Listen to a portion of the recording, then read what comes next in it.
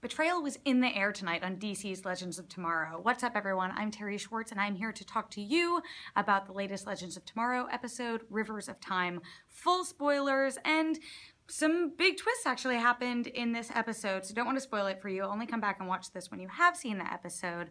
But the big twist at the end of the episode was that the Time Masters are actually in league with Vandal Savage, that the whole plan, Rip Hunter's whole plan to go and bring Vandal Savage to the Time Masters was all for naught, was in vain.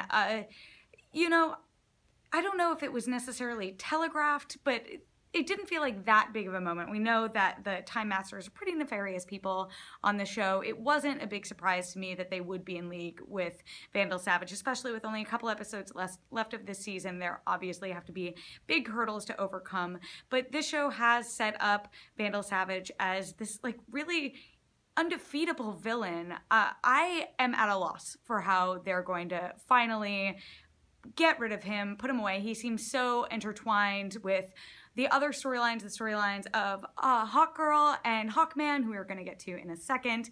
But yeah, I'm at a loss, and so this reveal, even though it was a bit surprising, wasn't exactly as groundbreaking as I would have suspected, but it does seem like it's really going to galvanize them going forward.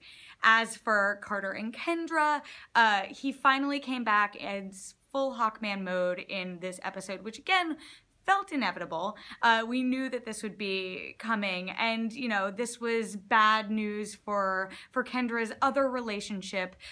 You know, again though, it felt inevitable. It felt like her whole relationship with the Atom was just, you know, building up to go nowhere, and I think that's why some people felt frustrated with it, because they knew that eventually there wouldn't be any payoff, and even the characters knew that it was going to be all for naught. So I'm curious to see how they come back from that and make that time investment feel like it was worth something. But this was sort of another betrayal when Kendra ended up back with Carter at the end, and it seems like that's going to be the relationship she committed to, which felt inevitable, and that we were building up to this point. Of the two betrayals, I honestly feel like that is the bigger one, because this show has, obviously it spent a lot of time building up to defeating Vandal Savage, but I do think that you know, Kendra's storyline has sort of been tearing her between the two men in her life, and for her to get Carter back so close to the end, and it seems like they're going to be rekindling their romance, does feel like a big betrayal, both